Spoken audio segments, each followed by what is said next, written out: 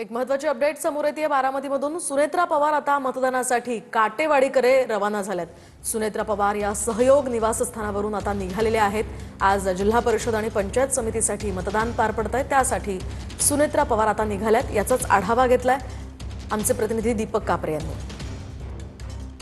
प्रक्रिया पार पडत आहे, परंतु जी काटेवाडीचा मतदान केंद्र आहे येथे खऱ्या अर्थाने जे पार्थ पवार आहेत, उपमुख्यमंत्री अजित पवार यांच्या मातोश्री आशा काकी पवार यांचं देखील मतदान आहे।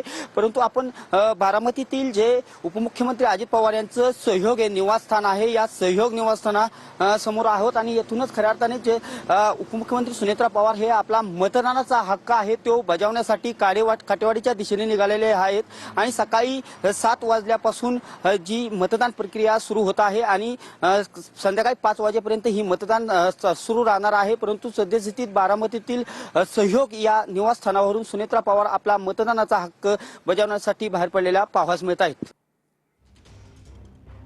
तर दुसरीकडे आपण पाहतोय या ठिकाणी युगेंद्र पवार सुद्धा काटेवाडीमध्ये मतदान केंद्रावर इथे दाखल झालेले आहेत। आज जिल्हा परिषद आणि पंचायत समिती यासाठी मतदान पार पडतंय आणि अगदी सकाळीच सुनेत्रा पवार सुद्धा मतदानासाठी निघालेले आहेत। इकडे युगेंद्र पवार हे सुद्धा मतदान केंद्रावर मतदान करण्यासाठी आपला मतदानाचा हक्क बजावण्यासाठी आता इथे पोहोचलेले आहेत।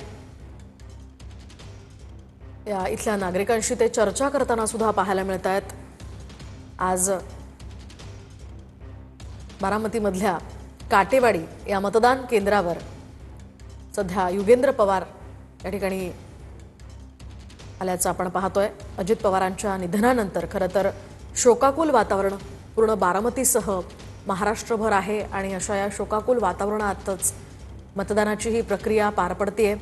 मात्र या ठिकाणी सकाळीच मतदान करण्यासाठी अनेक मतदार मतदान केंद्रावर पोहोचलेले आहेत। महत्त्वाचं म्हणजे या जिल्हा परिषदेच्या निवडणुकीसाठी अजित पवारांचे प्रचार दौरे होते आणि त्याच प्रचार सभेसाठी बारामतीमध्ये जाताना दुर्दैवी घटना घडली, त्यांचा अपघात झाला, त्यामध्ये त्यांचं निधन झालं आणि त्यानंतर आता अतिशय शोकाकुल वातावरण बारामतीमध्ये आहे। विशेषतः काटेवाडीमध्ये शोककाळ आहे।